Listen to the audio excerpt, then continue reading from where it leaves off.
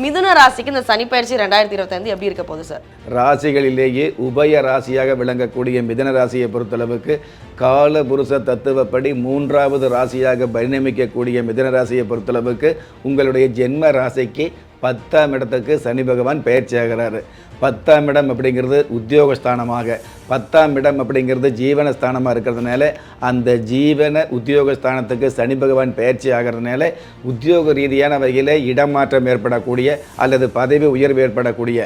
அதாவது இருக்கிற இடத்துல உத்தியோகம் பார்க்குறீங்க அப்படிங்கிறத விட இதைவிட உயர்ந்த பொறுப்புகள் கிடைக்கக்கூடிய, உங்களுக்கான சிறப்புகள் மிகுதியாகக்கூடிய, எல்லாவற்றுக்கும் மேலாக உங்களுடைய பதவி சம்பந்தப்பட்ட விஷயங்களில் பணம் சம்பாதிப்பு அதிகமாகக்கூடிய, உயர்ந்த பதவிக்கு வரும்பொழுது சிறந்த வருமானம் வரும் இல்லையா, அந்த மாதிரி வருமானங்களை கொடுக்கக்கூடிய, அந்த மாதிரி உயர்ந்த பதவிக்கு நீங்கள் போகும் பொழுது இருக்கிற இடத்துலேருந்து இடமாற்றம் அப்படிங்கிறது நிர்பந்தமாக ஏற்படுத்தக்கூடிய,